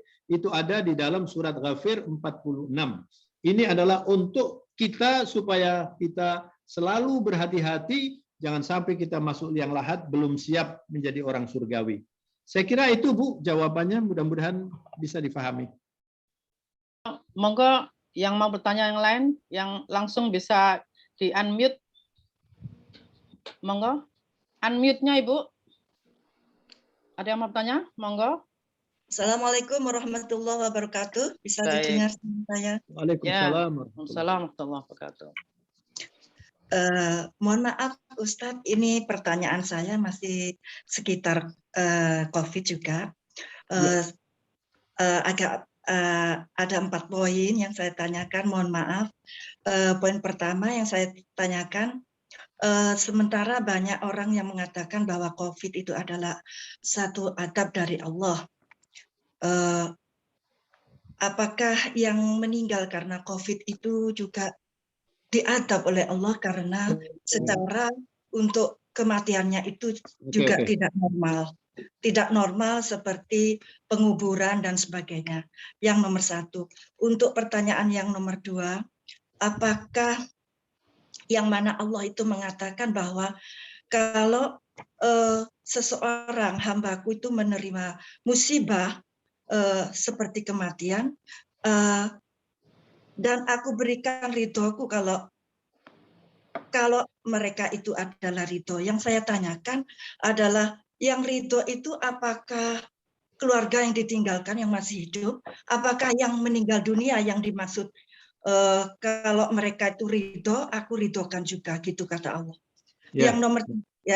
Yang nomor 3, apakah ada orang yang meninggal dunia itu masih belum ridho, artinya itu belum menerima kalau dia itu dipanggil Allah gitu, meninggal maksudnya. Ya. Itu yang ketiga. Yang keempat, apakah makna kalau orang yang meninggal dunia itu masih datang di dalam mimpi orang yang masih hidup, keluarganya atau begitu? Begitu aja Ustadz pertanyaan saya. Baik. Sebelumnya, Assalamualaikum warahmatullahi wabarakatuh. Waalaikumsalam warahmatullahi wabarakatuh. Tadi sebetulnya sudah saya singgung sedikit bahwa COVID-19 ini adalah ujian Allah. Bagi orang-orang tertentu bisa jadi itu siksaan bagi mereka. Ya, tapi bagi orang yang beriman tidak ada yang tidak baik dalam hidup ini, termasuk COVID. Jadi kalau misalnya orang yang beriman, kan di zaman Rasulullah juga dulu ada wabah. Lalu Rasulullah mengatakan kalau ada wabah di satu tempat, yang di dalam jangan keluar, yang di luar jangan masuk. Mungkin wabahnya zaman Rasulullah dulu tidak sama dengan sekarang ini. Ini sekarang kan mendunia ini. Itu namanya isolasi. Rasulullah sudah mengajarkan isolasi. Begitu lengkapnya Islam ini. Jadi isolasi pun ada. Bagi orang yang mungkin banyak dosanya, banyak sombong, bisa jadi itu siksaan. Tapi bagi orang yang beriman bukan siksaan ini. Ini justru banyak pahala. Orang yang bisa memanfaatkan COVID ini pahalanya luar biasa. Misalnya, contoh ya, orang yang selama COVID ini kita diberitahu jangan berjabat tangan. Orang yang beriman ingin sekali berjabat tangan. Tapi dia kemudian tidak berjabat tangan karena diajari atau diberitahu oleh dokter tidak berjabat tangannya itu juga pahala. Karena kita diperintahkan oleh Allah, fas'alu ahla dzikri in kuntum la ta'lamun. Kalau urusan COVID jangan tanya ulama, tanya dokter, gitu. Jadi supaya kita ini tidak terkena diajari cuci tangan dan sebagainya, kita ikuti. Ini semuanya juga pahala. Jadi pahalanya semakin banyak ini. Kita pakai masker terganggu ini, tapi ini pahala. Saya pakai masker ini ya Allah. Tapi kemudian ada juga yang sudah menjaga, bahkan dokter. Ibu tahu bahwa bulan Juni yang lalu saya beberapa kali mengadakan acara Zoom takziah. Jumlahnya dokter yang meninggal waktu itu 640. Itu ada kira-kira 100 lebih profesor itu. Selama COVID ini. Coba bayangkan. Sekarang mungkin 700 lebih yang meninggal itu. Kalau yang nakes itu sudah hampir 2000 kemarin itu yang meninggal itu. Coba bayangkan, mereka ini dokter mengerti tapi juga meninggal. Lah kalau misalnya keluarganya tidak ridho, ya keluarganya itu dosa. Tapi kalau ridho, diridhoi Allah. Termasuk juga yang meninggal dunia. Pada waktu dia meninggal, wah saya tidak ridho, saya masih sehat kok meninggal. Ya dia sulit nanti. Tapi orang yang beriman, oh berarti ini memang waktunya saya meninggal. Saya beberapa waktu yang lalu itu, waktu COVID itu kan saya oleh Allah diuji harus operasi. Bulan Juni tahun 2000, Juli Agustus. Itu saya maju mundur ya operasi itu saya ulur sampai 1 bulan, akhirnya saya putus bismillah, saya operasi sudah. Pada waktu saya operasi saya bilang sama dokter saya mau berdoa dulu. Barangkali saya harus kembali kepada Allah, jadi saya sudah berdoa, saya sudah berzikir. Akhirnya toh saya masih diberi oleh Allah kesembuhan sampai hari ini. Jadi kalau orang itu diberi penyakit atau diberi kematian bahkan tidak ridho, ya Allah tidak ridho. Karena kematian itu harus dilihat bukan sebagai siksaan, kematian itu keniscayaan. Ibu bisa bayangkan nggak kalau misalnya mbah-mbah kita nggak mati sampai sekarang ini, semuanya hidup. Betapa sulitnya hidup ini. Jadi justru kematian itu adalah bagian dari proses kenikmatan. Ya. Sakit itu juga bagian dari proses kenikmatan. Kita tidak mungkin bisa menikmati sehat. Saya pada waktu itu kan terganggu, saya tidak bisa buang air kecil. Begitu sudah dioperasi, saya semakin menikmati itu kalau buang air kecil. Tadinya kan biasa saja, orang-orang yang tidak pernah sakit seperti yang saya alami, mungkin dianggap biasa. Tapi kalau sudah diberi sakit, apalagi diberi sakit yang berat lalu sehat, itu kan harusnya lebih bersyukur. Lalu ridho Ibu ya. Kalau nggak ridho ya dia rugi. Nah kemudian orang yang meninggal apa ada yang tidak ridho? Bisa jadi ada. Ada orang yang tidak mau mati. Tapi siapa yang bisa menolak mati? Jadi kita itu harus mendidik diri kita, mendidik keluarga kita, siap untuk mati, siap untuk hidup. Ya, karena kita pasti mati. Kalau hidup belum pasti bisa mati. Kan begitu. Tapi hidup yang ada ini dinikmati dalam arti digunakan untuk persiapan mati. Makanya kalau bahasa para ulama mengatakan hidup ini kan sebetulnya proses persiapan untuk hidup yang hakiki. Makanya judul ceramah pagi hari ini adalah kematian itu adalah kebahagiaan hakiki bagi orang yang mukmin sejati. Jadi kalau orang mukmin sejati itu justru kematian itu ya sudah. Tapi tidak berarti lalu ya sudahlah saya kalau begini lebih baik mati saja, nggak boleh begitu. Kalau kita sakit ya berusaha untuk berobat, tapi ketika Allah menghendaki mati, oh barangkali saya harus mati ini. Ya sudah bismillahirrahmanirrahim supaya husnul khatimah. Kalau orang tahu mati husnul khatimah itu, mungkin kalau dia bisa memberitahu yang lain, wah kamu lebih baik seperti saya, apalagi mati syahid ya. Orang yang mati syahid itu kalau bisa memberitahu, mereka akan mengatakan saya mau dihidupkan 100 kali lagi dan saya mati syahid mau saya karena nikmatnya mati itu. Nah, kalau datang dalam mimpi itu adalah alamul arwah yang tidak ada satu ilmuwan yang menolak, tapi juga tidak ada yang bisa menjelaskan ya. tapi ada di dalam Al-Quran.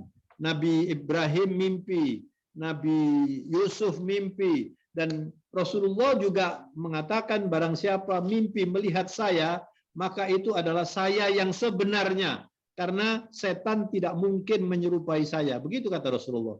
Jadi mimpi itu tidak ada yang bisa mengelak atau mengatakan saya nggak percaya. Orang kafir pun percaya mimpi itu. Tapi kalau bagi orang yang beriman, mimpi itu berarti, ya, mimpi itu berarti. Saya kira itu jawabannya. Mudah-mudahan bisa difahami. Wallahu a'lamu bishawab. Terima kasih. Begitu, Bu. Ya. Baiklah, untuk yang lain, monggo. Ada yang bertanya lagi, monggo. Bisa langsung di-unmute ya. Ada lagi, monggo. Kalau tidak, saya lanjutkan. Siapa? Ada yang bertanya? Bapak atau Ibu? Bapak-bapak juga boleh, monggo bapak-bapak. Pak Agus mungkin, ada Pak Agus kayaknya tadi ya? Nanti dari chat, Bu, belum dibaca. Oh, baik-baik. Saya lanjutkan chat dulu, Ustaz. Silakan, Bu. Ya, ya. Ini dari Pak Bambang Supriyadi. Pak Ustadz, karena mati adalah keniscayaan, suka tidak suka harus mau. Tetapi takut mati karena merasa bekal amal ibadah belum cukup untuk meraih surga Allah. Mohon pencerahan, apa kiat-kiat untuk mengatasi masalah ini? Itu, Ustaz. 5 poin tadi supaya diperhatikan, dikerjakan, ya. Dan kemudian bersangka baik kepada Allah. Jangan pernah berpikir, apa ya, pantas saya ini masuk surga. Itu salah. Kita harus selalu bersangka baik. Saya orang beriman. Kalau saya berdosa, saya bertobat, ya Allah. Ngaku sajalah di hadapan Allah. Ya Allah, saya masih sering berdosa. Saya minta dikuatkan hati saya supaya bisa saya meninggalkan yang dilarang-dilarang ini. Kemudian selalu beramal, jaga sholat yang baik. Berangkatnya dari situ, Pak Bambang. Jaga sholat yang baik. Apakah sholat saya sudah khusyuk? Oh, masih belum. Kira-kira saya ini kalau mati belum siap. Jangan begitu. Berpikirnya saya harus memperbaiki terus. Kalau saya ditanya, Pak, bagaimana caranya sholat supaya khusyuk? Saya jawab, setiap akan sholat saya berusaha untuk khusyuk. Pelajari itu, tapi kerjakan. Jangan pernah menilai diri kita ini jelek. Wis aku gak iso kira-kira iki mlebu surga iki. Loh, nanti tidak masuk betul nanti.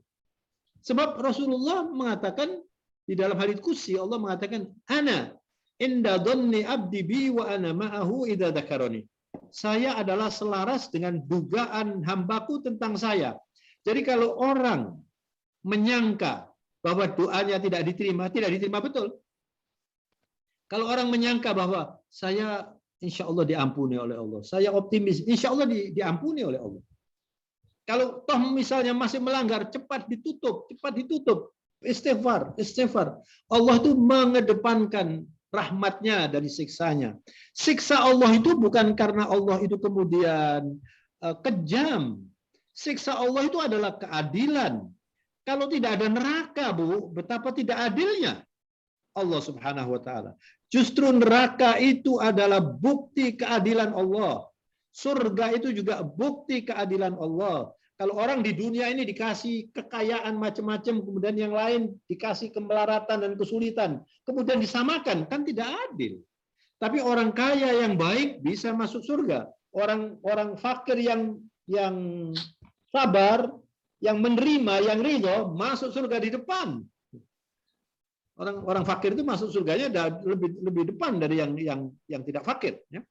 Jadi begitu Pak Bambang, jangan takut dengan mati dan berusaha setiap hari saya akan memperbaiki amal saya untuk bekal mati. Kemudian banyak berzikir, banyak berdoa. 5 poin tadi yang saya sebutkan tadi mudah-mudahan dicatat oleh Pak Bambang ya. Iya, dicatat Pak. Ya, oke. Itu aja Pak Bambang dikerjakan ya. Kemudian banyak beristighfar, banyak bersalawat, banyak berdoa. Dan baca Quran. Bisa atau nggak bisa, baca Quran. Lama-lama nanti bisa. Lama-lama bisa mengerti nanti. Terus setiap hari. Tidak ada hari tanpa Al-Quran. Kalau boleh tahu, ini Pak Bambang yang dari Samarinda, Pak Bambang? Iya, betul. Ya. Saya sering ke Samarinda, Pak Bambang. akhir-akhir ini sudah agak jarang ya. Itu Pak Awang Faruk itu teman sekolah dengan saya, makanya saya sering diundang dulu itu ya. Oh, gitu. Salam ya, salam saya pada teman-teman. Pak Ismet Baratba itu teman saya, Pak Jafar, Pak Alwi, itu banyak teman saya di Samarinda ya. Sampaikan pada teman-teman. Mungkin ada juga teman-teman yang lain kadang-kadang ikut kalau saya memberi Zoom ini. Nah, kemudian satu lagi Pak Bambang, sisa hidup Pak Bambang usianya berapa sekarang? 74 plus Pak Ustadz. Berapa? 74 plus. Oh, baru 74 ya. Insya Allah ini sekarang begini Pak Bambang ya. Jadi Pak Bambang harus berpikir begini, saya tidak tahu ini sampai kapan. Bisa jadi Pak Bambang itu umurnya mau minta berapa Pak Bambang? Yang penting bekalnya. Nah, jadi berpikirnya itu optimis Pak Bambang ya. Saya sudah umur 74, Masya Allah. Bersyukur dulu. Sudah 74.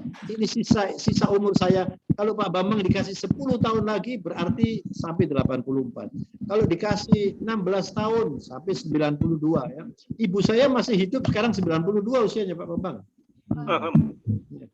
Jadi saya nggak tahu. Saya ingin yang ini. Jadi Pak Bambang berpikirnya sisa hidup ini harus lebih baik. Bahkan harus terbaik. Begitu Pak Bambang. Harus di-manage. Saya nanti ini ke depan ini saya sholat di masjid berapa kali dalam satu hari. Kalau bisa 5 kali. Kalau nggak bisa subuh, isya. Jangan sampai tidak ke masjid. Begitu ya. Itu yang istimewa subuh isya. Subuh isya ini luar biasa. Tapi kalau bisa, apalagi yang sudah pensiun, udahlah ke masjid terus. Kemudian baca Quran tiap hari. Banyak istighfar ya. Banyak istighfar. Kurangi hal-hal yang tidak penting. Ya. Ya, kalau misalnya banyak waktu pada waktu pensiun, ini saya bersyukur selama COVID ini saya 1 tahun lebih kan lebih banyak di rumah ya. Buku saya yang biasanya tidak terbaca, sekarang sudah banyak yang terbaca Pak Bambang. Itu hikmahnya COVID. Jadi saya bersyukur ada COVID ini. Dan saya diberi kesehatan oleh Allah. Ini buku-buku saya banyak sekali, saya malu kalau ada orang datang ke sini. Belum banyak yang saya baca. Dengan adanya COVID ini sedikit demi sedikit saya baca.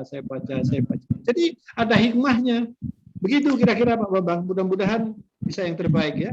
Salam sama teman-teman di Samarinda. Insya Allah. Ya, rumah dekat masjid, jadi tema waktu selalu di masjid. Alhamdulillah. Terima kasih Pak Ustadz. Baik, monggo yang lain, Bapak Ibu silahkan, masih ada waktu. Silakan, monggo Bapak Ibu. Ada Mbak Isa, monggo. Ada Bu Atit. Silakan, monggo Ibu-ibu. Bapak, masih ada waktu. Ada yang bertanya? Saya lanjut sebentar ke chatnya lagi, Ustaz.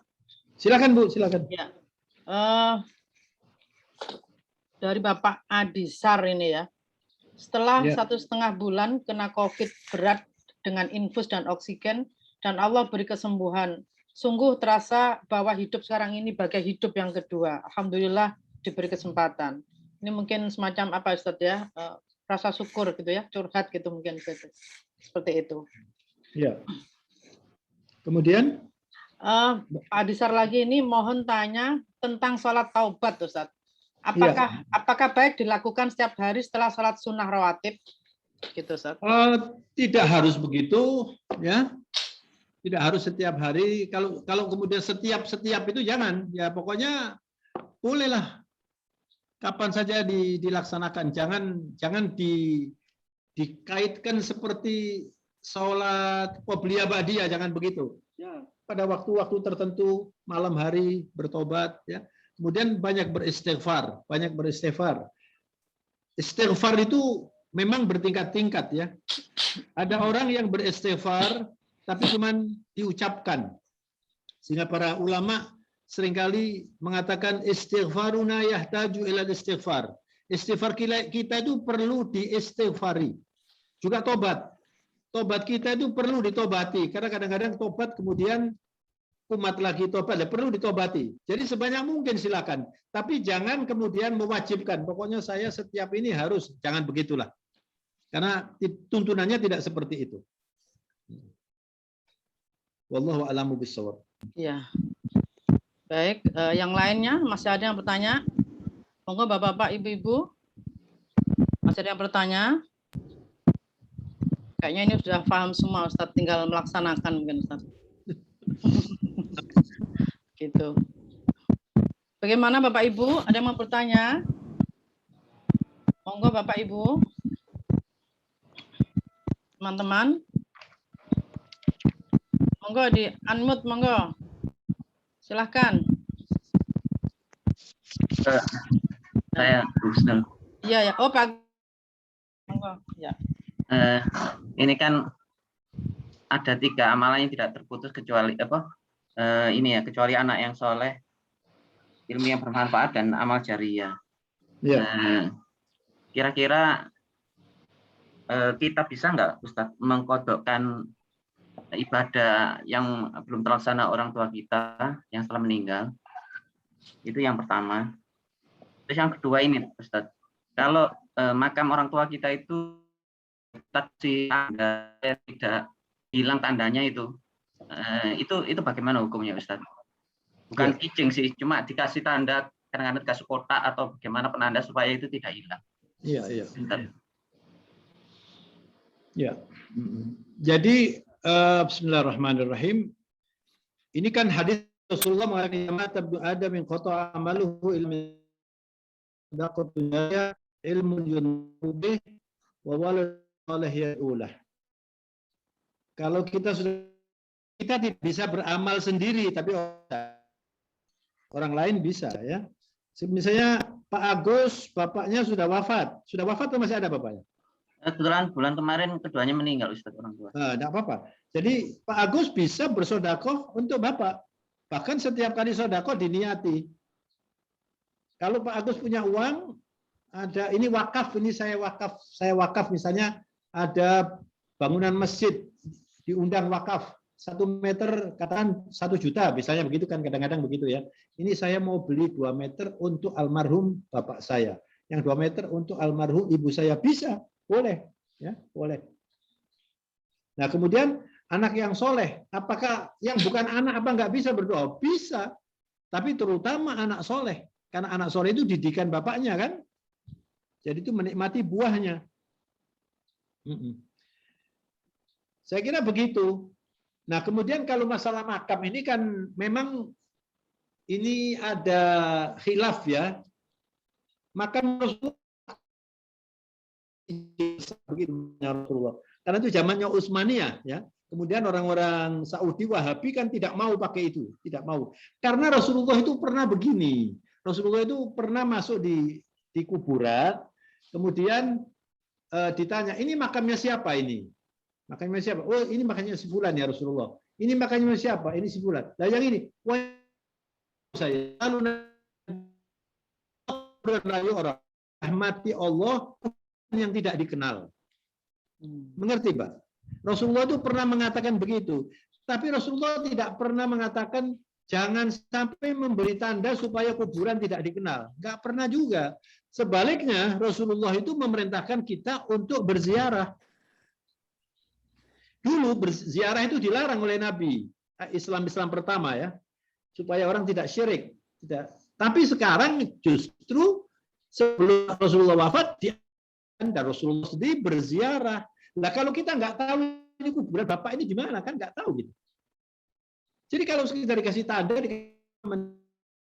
saya kalau kebetulan makam abah saya ini di Gresik, kalau saya kemarin saya kebetulan ke Gresik, saya memang niat ziarah, kemarin hari Jumat pagi saya ziarah, kemudian saya masuk ya, lalu saya lihat itu, oh teman saya yang baru meninggal namanya itu, saya kenal, oh ini teman saya doakan berhenti. Kalau nggak ada itu kan saya nggak tahu. Termasuk juga makam orang tua saya, makam keluarga, itu dikasih tanda, asal tidak dibangunkan berlebihan macam-macam, dikasih tanda. Saya kira saya meyakini itu tidak apa-apa. Wallahu a'lamu bishawab.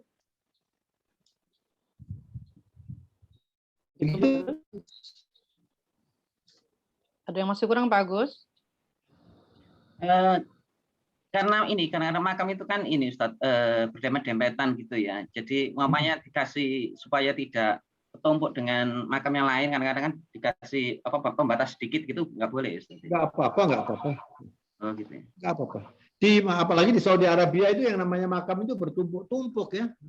Kalau misalnya ya seperti terjadi di Jakarta itu ya, kan makam di Tanah Abang itu dipindah. Kan di sini juga banyak makam dipindah.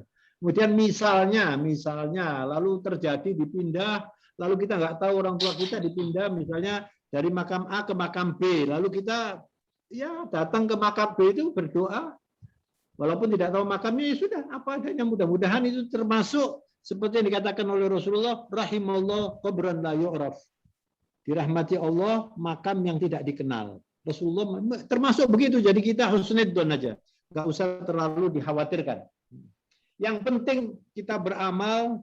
Kalau yang sudah wafat kita doakan. Jadi ada orang tua yang misalnya ada dosanya kemudian terkena siksa, lalu diampuni oleh Allah karena apa? Karena doa anaknya. Makanya salah satu tanda kita itu berbakti kepada orang tua yang sudah wafat, setiap hari harus mendoakan orang tua. Rabbighfirli wali walidayya warhamhuma kama rabbayani shighara. Itu terus diucapkan sebagai doa untuk orang tua, berarti kita tetap berbakti kepada almarhum yang sudah mendahului kita. Begitu, wallahu a'lamu bishawab. Saya kira itu Pak Agus, mohon maaf. Iya. Baiklah, yang lain lagi, masih ada yang bertanya? Yang bertanya langsung, monggo. Atau saya tambahkan ke chat nih Ustaz. Jadi ya, silakan. Ini dari Bu Tatit, mohon diulang yang 5 tadi Pak Ustadz secara singkat, maaf tadi terputus. Nanti mungkin bisa saya bacakan di akhir ya Ustadz ya, yang sudah tercatat. Ya, gitu ya Bu Tatit. Ya. Terus selanjutnya ini Bu Welas atau Pak Welas T gitu ya. Assalamualaikum Ustadz, izin mau bertanya antara beristighfar dan bersolawat, mana yang sebaiknya diperbanyak bacaannya? Jazakallah khair. Insya Allah. Dua-dua diperbanyak, Bu. Istighfar itu sebagai pembersih. Kemudian itu namanya takhalli. Takhalli itu membersihkan.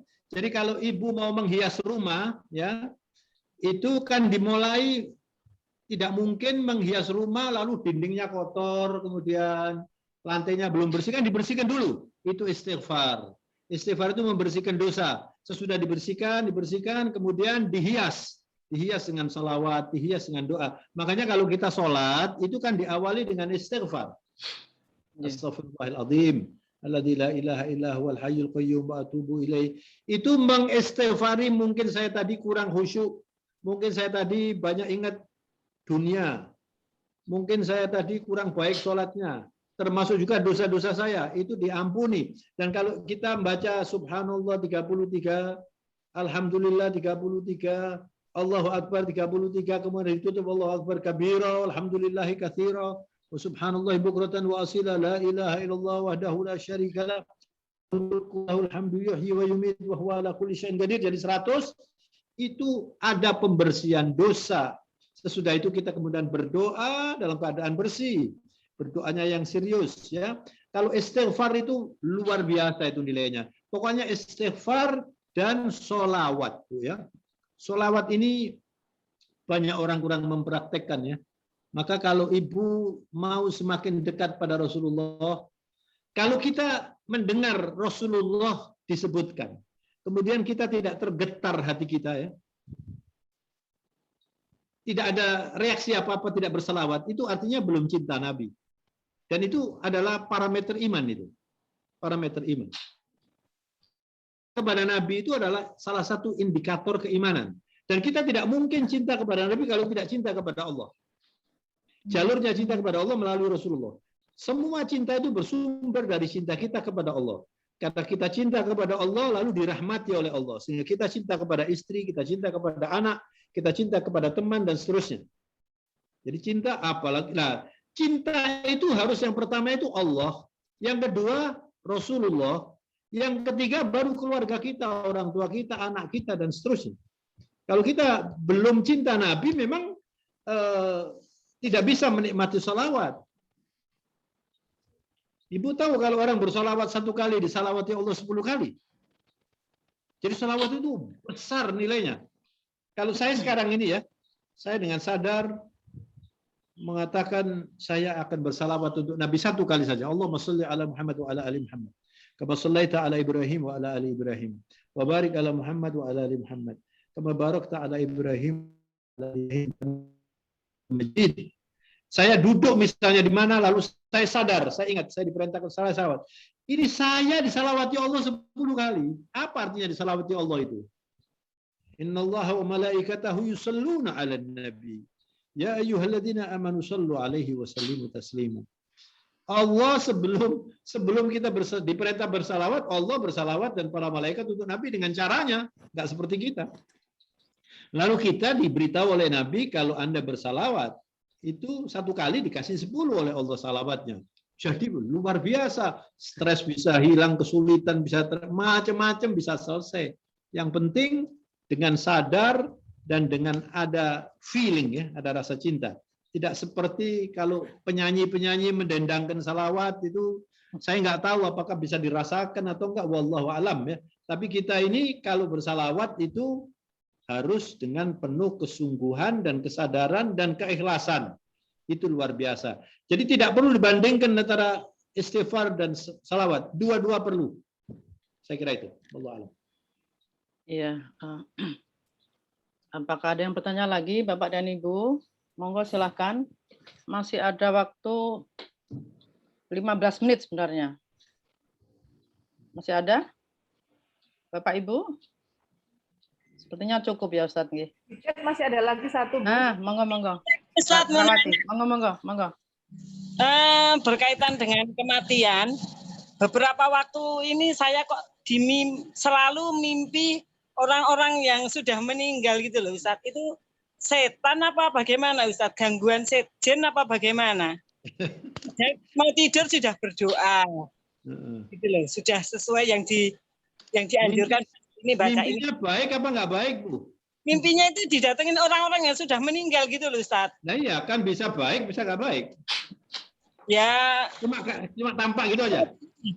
Ini ada baju, ini bajunya diberesin tapi nggak ngomong, cuman ya beberapa hari ini gitu loh, sering saya begini Bu ya. Begini, pertama ya, jangan pernah tidur tanpa membaca ayat kursi. 1. Kedua, baca sebagaimana Rasulullah mengerjakan. Ya. Surat Al-Ikhlas, surat Al-Falaq, surat An-Nas, masing-masing 3 kali. Ya. Ya. Kemudian kalau ibu mau sehat dan baik, baca seperti kalau kita habis sholat. Istighfar, Subhanallah 33. Ya. Alhamdulillah 33, Allahu Akbar 33. Begitu ya. Kalau ibu mimpi, kalau mimpinya kurang menyenangkan, jangan disebut dan jangan diceritakan. Kalau ibu terbangun, lalu ibu mengucapkan A'udzubillahi minasyaitonirrajim ke kanan 3 kali, ke kiri 3 kali. Selesai. Kalau mimpinya baik, itu ceritakan pada orang-orang tertentu saja. Begitu, Bu. Kalau mau tahu artinya mimpi, itu harus ditanyakan kepada orang alim yang mengerti tentang mimpi. Jangan semua yang cuma mengarang mimpi, lalu kemudian diartikan yang macam-macam. Ya harus mengerti orang alim yang menggunakan Al-Quran dan Sunnah. Seperti itu orang mimpi itu. Jadi sudah diajari oleh Nabi. Kalau mimpi yang tidak baik kita ta'awudz. A'udzubillahi minasyaitonirrajim. Kalau mimpi yang baik kita bersyukur. Saya kira begitu aja. Ibu. Ya, nuwun. Iya. Baik. Salam. Monggo masih ada ini. Mbak Wardah raise hand. Sebentar, Mbak Wardah. Monggo bisa di-unmute langsung aja Mbak Wardah. Iya, Ustazah. Assalamualaikum. Monggo. Iya. Ini saya mau tanya. Jadi keluarga saya ada yang pernah kabur dari rumah berbulan-bulan. Kita tuh sudah cari ke polisi, tapi belum ketemu. Akhirnya ada satu saudara yang menyarankan untuk ke kiai.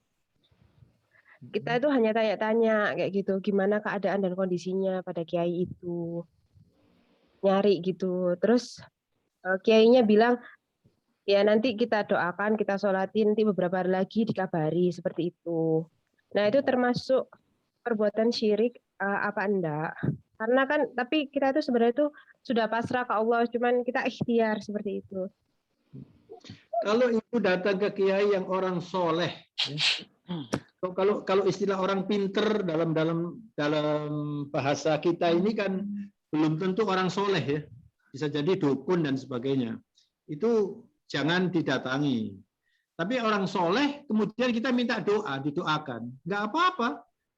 Tolong Pak Ustadz, Pak Kiai didoakan supaya kesulitan saya ini bisa teratasi. Selain ibu sendiri juga berdoa.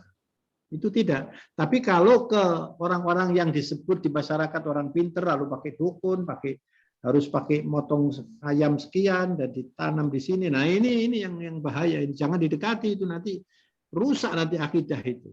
Ya. Jadi saya ulangi sebatas misalnya ibu datang ke rumah saya. Terus Pak Ustadz didoakan. Saya mendoakan enggak apa-apa. Siapa saja. Yang menurut ibu mudah-mudahan doanya lebih gampang diterima. Enggak apa-apa. Kalau ibu punya ibu sendiri, ibu kandung, minta kepada ibu kandung. Ibu kandung. Ya, ibu kandung itu doanya Masya Allah, ibu tolong doakan bu, anak saya atau saudara saya ini kok. Begitulah. Jadi berdoa itu tidak dibatasi, silakan. Nanti ini Pak Ustadz, Pak Kiai itu bilang, dan memang sangat dipengaruhi siapa yang berdoa begitu. Baik Ustadz. Ya. Kalau Pak Kiai-nya itu bilang ini tahu lokasinya di mana, apakah itu termasuk dia mengetahui hal gaib atau gimana ya? Saya kalau sudah sampai di situ saya tidak berani komentar ya. Ilmu saya sudah sampai di situ. Tapi kalau sebatas mendoakan, sebatas membacakan apa, ya itu ya. Kalau sampai dia tahu dan sebagainya ini mungkin tanyakan pada yang bersangkutan Ibu. Mohon maaf. Baik Ustadz, terima kasih. Baik. Saya kira udah cukup, Ustadz. Iya, Bu. Satu lagi, Bu, pertanyaan, Bu. Oh, ada satu lagi. Mana ini? Apa ini? Di atasnya tadi, di atasnya Mbak Wardah. Resen ya? Enggak, Bu, pertanyaan di chat. Oh, ada chat lagi. Coba Mbak Susi bacakan, Mbak Susi. Oh, ini mungkin apa yang sama dengan yang ditanyakan Mbak Susi, enggak ya? Kayaknya sama ya. Mungkin saya baca sebentar ya. Keluarga, ya sama kayaknya keluarga saya ada yang pernah pergi di rumah ya. Oh iya, ya itu. Ya sama-sama, nggih sama. Atasnya, Bu. Baik. Di atasnya, Bu. Oh, di atasnya. Oh, Mbak Putri ya. Baik, Assalamualaikum. Pak Ustadz, saya mempunyai keluarga yang usianya sudah 81 tahun lebih. Dan sejak bulan Juni 2001 diuji Allah dengan sakit gejala stroke. Sampai saat ini belum sembuh. Karena merasa tidak bisa berbuat apa-apa karena sakitnya, inginnya mati saja. Bagaimana cara meredam keinginannya mati tersebut, Ustaz? Ya, jadi kalau kita diberi cobaan oleh Allah, seperti yang Ibu ceritakan tadi, doanya tidak boleh minta mati. Yang boleh itu begini doanya, ya Allah, sekiranya mati itu lebih baik bagi saya, mudahkan saya untuk bisa secepatnya dipundhut. Tapi kalau hidup itu lebih baik bagi saya, mudahkan saya bisa menikmati hidup. Itu yang boleh. Tapi kalau orang mengatakan saya lebih baik mati saja, itu bukan orang yang beriman, ya. Maksudnya bukan suara keimanan begitu loh. Suara keimanan itu tidak seperti itu. Jadi harus diarahkan supaya menuju kepada keimanan. Karena kalau orang itu diberi penyakit berat, apalagi seperti stroke ini ya, itu kalau diterima ridho, pahalanya besar. Jangankan stroke, Anda sakit, cara Jawa ini cantengen. Cantengen itu apa, Bu? Ya cantengen, Bapak. Enggak ada lagi. Lalu ibu mengatakan, ya Allah sudah saya terima. Itu pahala, itu membersihkan dosa. Apalagi sakit yang bedridden, apa namanya, sudah nggak bisa berbuat apa-apa di tempat tidur, lalu dia ridho. Ya Allah, itu dosa habis sama sekali itu. Dan akhirnya nanti husnul khatimah. Sampaikan kepada yang bersangkutan begitu. Ini membersihkan dosa, Pak. Dan orang sakit itu, kan itu programnya Allah itu. Tadi ada orang sehat tahu-tahu meninggal juga bisa kok. Jadi tidak boleh kita minta mati, nggak boleh. dilarang oleh agama. Saya kira begitu ya. Jadi diarahkan supaya dia diberitahu bahwa orang sakit itu membersihkan dosa. Orang sakit itu pahalanya besar sekali. Orang sakit itu kalau diridhoi Allah, kalau diridhoi Allah itu masuk surga. Begitu, Bu. Wallahu a'lam bishawab. Ya. Masih ada yang bertanya? Bapak dan Ibu? Cukup, Mbak Susi? Sudah cukup? Ya, ya. Ditutup doa, Ustaz. Ya, mohon ditutup dengan doa, Ustaz. Kok sudah nggak ada, Ustaz? Ustaz? Sudah undur di Ustaz. Ustaz? Iya. Sudah mundur, Ustaz ya? Sudah undur diri ya? Sudah ya? Karena tadi udah menutup mungkin ya. Baik, baik. Ya, ya. Ya, Husnul mungkin. Ya. Baiklah, Ibu. Demikian tadi tauji yang sangat lengkap ya dan detail telah disampaikan oleh Ustaz Taufik. Kalau boleh saya mengambil satu ayat saja di surat Al-Kahf tadi ya, ayat 20. Dan ditiuplah sangkakala. Itulah hari terlaksananya ancaman. Ya, ayat ini mengingatkan kita betapa sangat pentingnya kita mempersiapkan hari esok kita, gitu ya. Jadi ada beberapa poin yang Ustadz sampaikan pada kita tadi, sesegera mungkin harus kita laksanakan di usia yang senja seperti ini.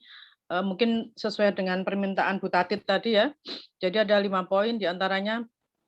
Yang pertama, usahakan sholat pada waktunya. Tepat waktu. Ya. Dan menjawab azan ya.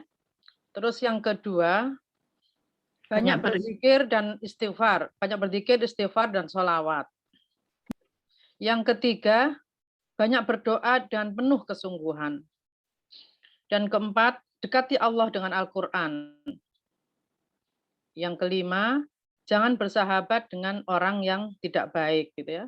Dan tadi Ustadz menambahkan bersangka baik ya, selalu bersangka baik pada Allah. Seperti itu ya, Bibi ya. Sekali lagi semoga kita bisa mengambil ibrah dari apa yang Ustaz Taufik sampaikan tadi. Dan diucapkan jazakumullah khairan katsira pada Ustaz Taufik, barakallahu fik. Baiklah umat fillah, demikian tadi rangkaian acara ya, kajian telah kita lalui bersama-sama. Kami ucapkan terima kasih atas kehadiran dan dukungannya. Oh ya, dan tak lupa ya kami ucapkan terima kasih kepada para donatur ya, yang telah menginfakkan sebagian dananya untuk ikhtiar keberlangsungan acara ini. Jazakumullah khairan wa barakallahu fikum. Akhirnya kami sebagai pembawa acara pada hari ini mohon maaf jika ada yang khilaf, dan insya Allah kita akan bertemu di kajian-kajian yang akan datang. Marilah kita tutup acara ini dengan doa penutup majelis bersama-sama. Subhanakallahumma wa bihamdik, Assalamualaikum warahmatullahi wabarakatuh. Waalaikumsalam warahmatullahi wabarakatuh. Alhamdulillah, terima kasih.